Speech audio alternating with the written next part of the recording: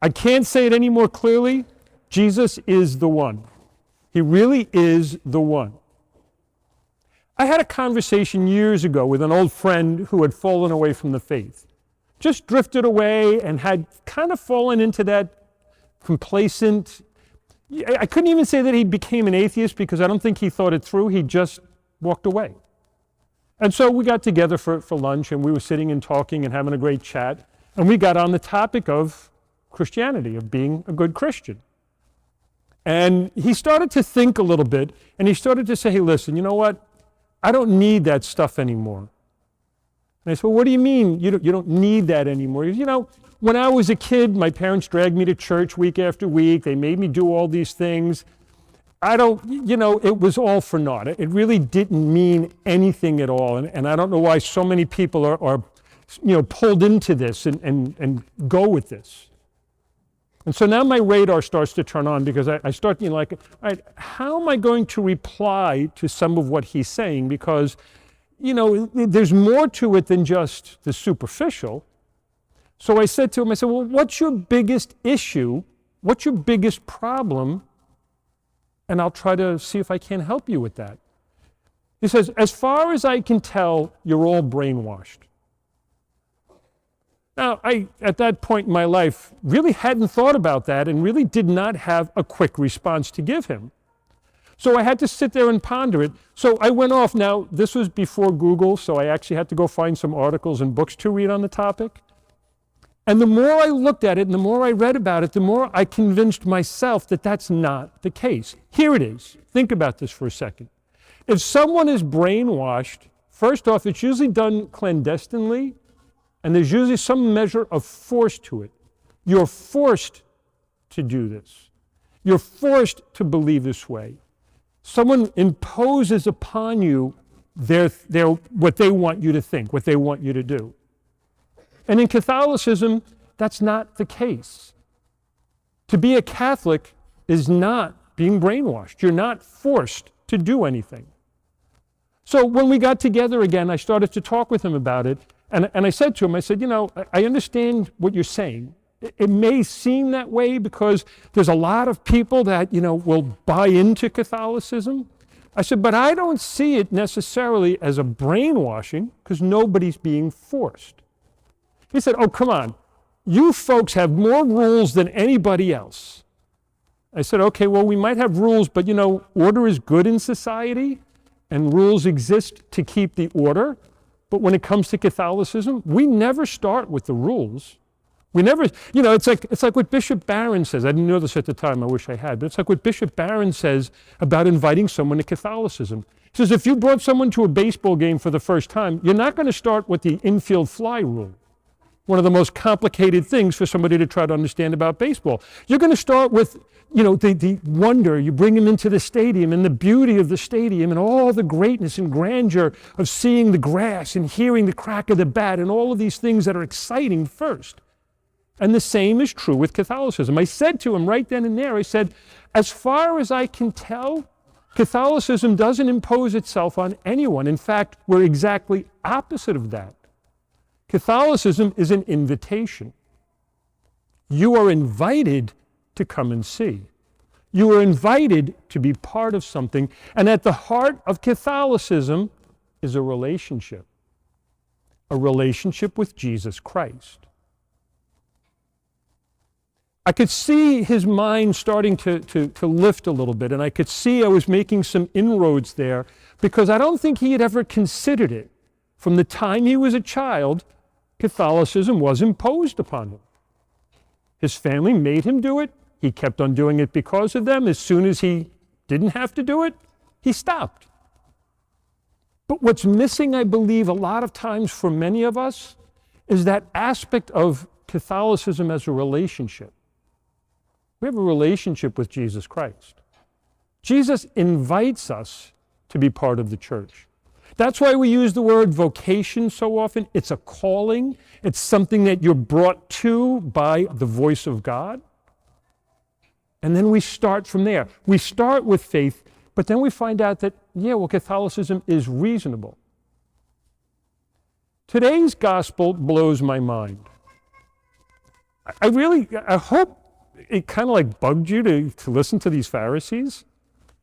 I mean, could you imagine if there was a person totally blind sitting here right now, I go over, I lay my hands on that person, and then they can see? Would you sit there going, you did that on Sunday, Father? They were truly blind. They were the ones blinded, I want to say, by their own ism. They had their own ism, the legal ism of their time. And that ism was blinding them. And that is true brainwashing. When something like that is imposed upon others, then there's something that is definitely not filled with the freedom of the children of God. We are children of God. The man born blind was a child of God. Jesus was passing by and sees a child of God with a physical infirmity. And all he did was have compassion. All he did was show him some love. He cared for him. And he removed his physical impediment. And I love the way the man says, I was blind, now I can see. It's almost matter-of-factly it comes across in the gospel. But he has now this relationship with the one who healed him. And yet the Pharisees just can't accept Jesus Christ. So what are the isms of today that pull people away from Christ? The legalism of the Pharisees would have been enough, I think, to just turn anybody off at Jesus' time. And it did turn a lot of people. I mean, even the parents of the man born blind were turned off by their authoritarianism.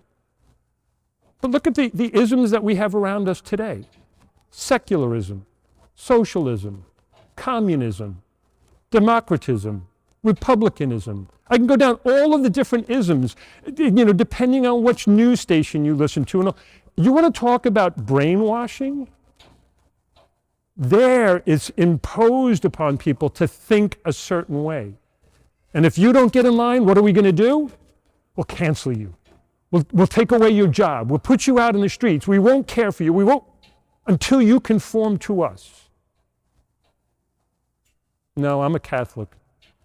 The only ism that I truly will be influenced by is Jesus Christ.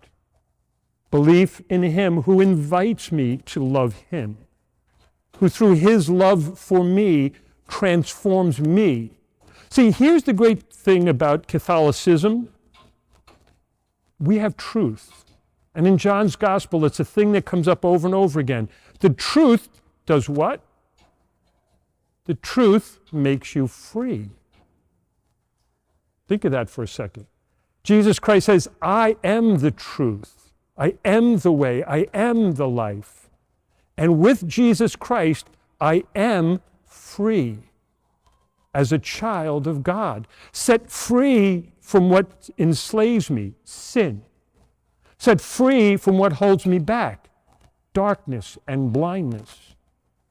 Now, I haven't got it perfect. I wish I did. But once I'm set free, I'm free to live the truth because Jesus really is the one. There is no other. Jesus is the one that can heal my blindness. And I'm not talking about a physical blindness. I'm talking about a spiritual blindness. I'm talking about an ideological blindness. I'm talking about a philosophical blindness. And my dear brothers and sisters, we're all free in Christ to ascend and to live the truth. Because when it's the truth, we are free. Jesus just liberated the man from blindness, but then wrapped his arms around him and said, and now live as a child of God. Go forth and live in freedom and in truth. We've been journeying now through these Lenten weeks, and each Lenten week, we're seeing clearly that Jesus is different. And we, like the Pharisees, are going to be confronted. Do you want to be a disciple of his too? Yeah, they answered that way. Of course I do. Do you want to be a disciple of Jesus Christ? Rejoice then in all your trials. But don't be blinded by the world around you. Don't be blinded by things. Don't be blinded so that you are limited in your ability to live in the freedom of the children of God. If you truly want to be a disciple of His, it starts first and foremost with a relationship. So how's your relationship with Jesus? How strong is it? How frequent do you spend time with Him? Do you come before the Blessed Sacrament and pray? Do you stop throughout the day and offer prayers? Do you participate in His sacraments? First and foremost, of course, the Eucharist. How much more intimate does it get than when we receive the Blessed Sacrament in Holy Communion? Do you frequent the sacrament of reconciliation, constantly recognizing that it's about a relationship that needs to be repaired? Husbands and wives, just think about it. If one of you wrongs the other and never says, "I'm sorry," how long is a relationship going to last? Not very. It's the same thing with God. It's the same thing with God. We, every now and then when we've messed up, we've got to say, "I'm sorry." Without it, the relationship stagnates. We are meant for greatness. To participate in the life of the church, to participate in the life of Christ means that we will follow Him no matter what, and we will relate with Him every day. And so, my dear brothers and sisters, we're at that point in our Lenten journey where we're asked, how's it going? Is there anything that's blinding us? Are there any things that are holding us back? Surrender them to Him. Are there any things in your life right now that are possessing you, that are enslaving you? Are any of the deadly sins so prevalent in your life that that's all you think about? The greed, the anger, the lust, how they consume people and hold them back. They enslave. Yet Christ's grace liberates. And so when we can surrender even the weakest part of ourselves to Him, He can become our strength. And so it's a clear choice before us. I'm going to say either choose the way of the world or choose the way of God. But I'm going to choose the way of God myself, and I'd like you to come with me. It's an invitation. It's not being imposed upon anyone sitting here. It's not being imposed on any Christian throughout the world. But if you are reasonable enough in your faith, you will see that our relationship with Jesus Christ liberates us. And that's why we come together and try not to live a life of sin, but to live a life of grace. So be grace-filled. Rejoice this particular Sunday. This is Rejoice Sunday. Rejoice in your Lenten journey. Rejoice in the penances that you are doing. Rejoice in the cross that you carry. For in following Jesus Christ, He is really the one. And you can't go wrong when you follow Him. Give it all over to Him and watch the miracles happen. They are happening in this parish. I'm seeing them with my own eyes. They're happening in our world. I'm seeing them with my own eyes. I'm asking you now to take the blinders off and see the miracles yourself.